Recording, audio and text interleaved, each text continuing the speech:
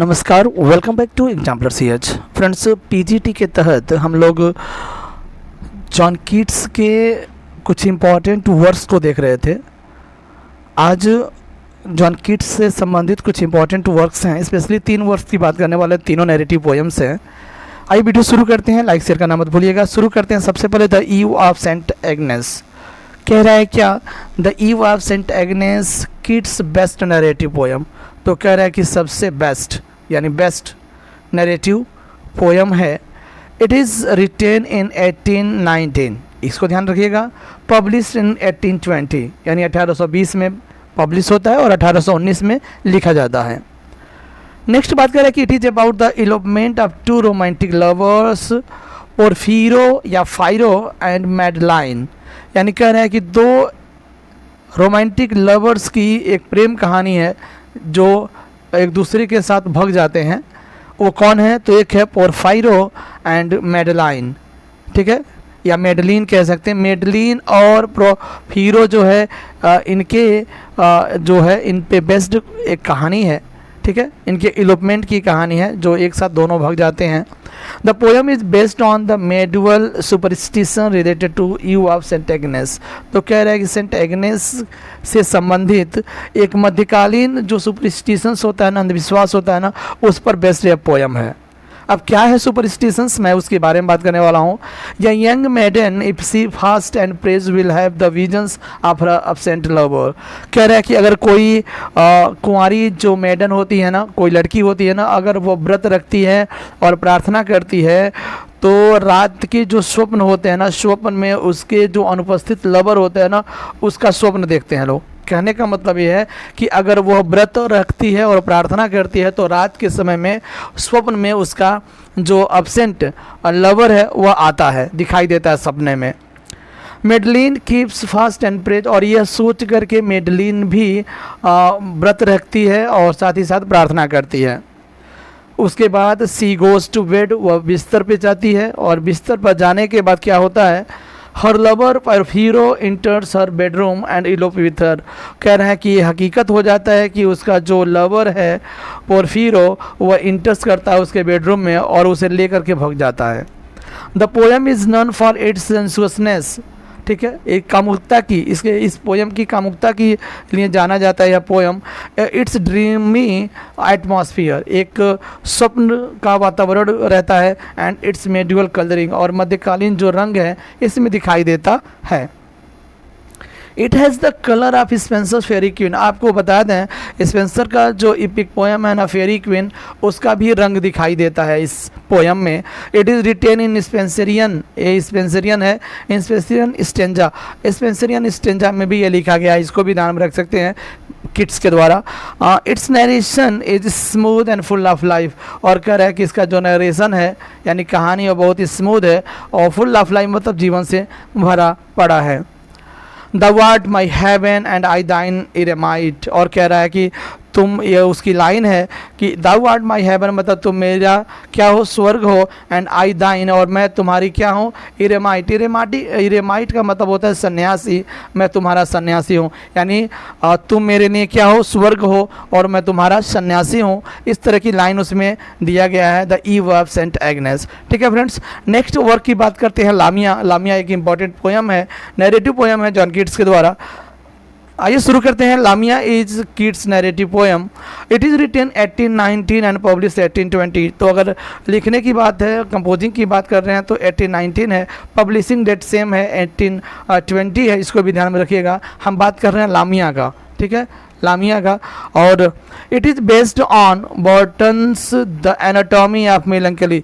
Burton's का the anatomy of melancholy है ना, उस पर बेस्ड है यह पोएम, इसको ध्यान रखिएगा। जिस प्रकार से जो कलर दिखाई देता है ना, क्या बोलते हैं, Saint of eve of Saint Agnes में, उसी तरह से इसमें जो एनाटॉमी ऑफ मेलंकली है ना, उसका भी कुछ दिखाई देता है। It is a story of Lucius lover for Lamia. ये कहानी जो है, सॉरी लूसियस नहीं है, लीसियस है, लीसियस की प्रेम कहानी है लामिया के लिए। और लामिया कौन है? तो सरपेंट विमेन है, ओमेन है, इसको ध्यान रखिएगा। एक सरपेंट ओमेन है, अर्थात कह सकते हैं नागिन कह सकते हैं। लीसियस इज़ यूथ ऑफ कोरिंथ। जो लीसियस है फ्रेंड्स वो कोरिंथ का क्या है, एक नौजवान है और जो उसके प्यार में पड़ा हुआ है। ही मैरिज हर, और जो लीसियस है ना वो लामिया से शादी कर लेता है। He gives A bridal feast, और कह रहा है कि शादी के बाद वो एक दावत देता है। अपोलोनियस, ये देखिए अपोलोनियस जो है एक इसमें फिलोसफर है, वह भी उसके दावत में आता है। He comes to this feast, और इस दावत में वो भी आता है। ही रिकॉग्नाइजेस लामिया, चूँकि नागिन रहती है तो वह लामिया को इसमें पहचान जाता है, वो फिलोसफर जिसका नाम है Apollonius.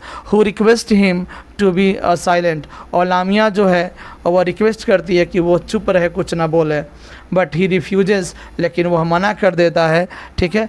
C वेनिसेस with her belongings, लेकिन जब वह बात का बतंगड़ बनाना शुरू कर देता है तो वो लामिया क्या करती है, अपने सभी चीज़ों के साथ, बिलोंगिंग्स के साथ गायब हो जाती है। द पोएट कंडेम्स फिलॉसफी, यहाँ पर पोएट जो है उसके दार्शनिक जो क्या बोलते हैं दर्शन को, उस दर्शन को नकारता है, कंडेम करता है, because it has the power to remove all illusions. कह रहा है कि इट हैज़ द पावर, क्योंकि उस फिलॉसफी के पास एक शक्ति था जो सभी भ्रम को दूर भगा दिया, हटा दिया, ठीक है। आगे बढ़ते हैं, कह रहा है कि the poem is fine work of art, कला का एक अच्छा एग्जाम्पल कह सकते हैं, ठीक है। एक अच्छा यहाँ पर क्रियाकलाप देखा गया है कला का। कह रहा है the story is well constructed, और जो कहानी है बहुत अच्छे से इसका निर्माण किया गया है। It has kids own experience in love, और इस कहानी में आप देखेंगे तो खुद का अनुभव है प्यार में, किसका, किड्स का। लामिया बिकम्स किड्स फैनी ब्राउने, और फैनी ब्राउने जो उसकी बिलवेड थी जॉन किड्स की, तो कह रहा है कि इसमें लामिया को है, किसको रेफ़र किया गया है, फैनी ब्राउने को रेफ़र किया गया है। तो दो नैरेटिव पोएम हो गया। अब चलते हैं, एक वैलिड है, नैरेटिव पोएम नहीं है ये, ला बेल डेम्पसन्स मर्सी, आप पढ़े होंगे। ला बेल डेम्पसन्स मर्सी का मतलब होता है एक दया रहित औरत, यानी जिसके पास बिल्कुल दया नहीं हो। तो कह रहा है कि ला डेम्पसन्स मर्सी इज किड्स वैलिड, ये वैलिड है, ठीक है। आगे कह रहा है कि इट इज़ रिटन 1819, और देखिए ये भी खास बात है कि ये भी 1819 में ही लिखा गया है। पब्लिकेशन डेट की बात करते हैं तो 1820 में ही है। The title is from a 15th century poem by Alain Chartier, a French poet. तो कह रहा है कि एलन चार्टियर एक फ्रेंच पोएट हैं, ठीक है, फ्रेंच पोएट, और कह रहा है कि उससे उसकी टाइटल लिया गया है कहानी का, ठीक है। इसको ध्यान में रखिएगा। एक खास बात यहाँ मैं बताना चाहूँगा, आज मैंने पढ़ा है ना कि लिटरेचर में जो नोबेल प्राइज़ है ना, जो नोबेल प्राइज़ है वो सबसे ज़्यादा कहाँ के लोग पाए हैं, तो ऑप्शन फ्रेंड्स था कि आयरलैंड, इंग्लैंड, और एक और कोई देश था, और एक था फ्रांस। तो आपको बता दें उसमें यही ऑप्शन था कि फ्रांस के ज़्यादा लोग लिटरेचर में नोबेल प्राइज़ पाए हैं। तो एक फ्रेंच पोएट है जिनका नाम एलन चार्टियर है, उन पर बेस्ट टाइटल है इस ला बेल डेम्पसन्स मर्सी का। द पोएम है 12 स्टेंजा 4 लाइन्स ईच। कह रहा है कि कितना स्टेंजा है, और ये टोटल है 12 स्टेंजा, प्रत्येक जो स्टेंजा वो 4 लाइन का है, और टोटल लाइन की अगर बात करते हैं तो 12 चौको 48 हो जाएगा। द राइमिंग स्कीम की बात करते हैं ABCB है, ठीक है, ABCB है। आगे कह रहा है next, it is about a night who वांडर्स in search of a beautiful lady of fairy. कह रहे कहानी जो है एक नाइट योद्धा के बारे में है, जो एक सुंदर लेडी जो एक फेयरी के समान थी उसको खोजने में लगा रहता है। He shares with the poets saying that the beautiful lady takes him to her cave where she makes love with him. He shares with the poet, और वो नाइट जो है ना वो बहादुर योद्धा जो है वो पोएट से शेयर करता है कि वह सुंदर महिला जो है उसे गुफा में लेकर जाती है जहाँ वह उससे बहुत ही प्रेम करती है। At night he dreams. आगे कह रहा है कि उस रात को वह स्वप्न देखता है वह योद्धा।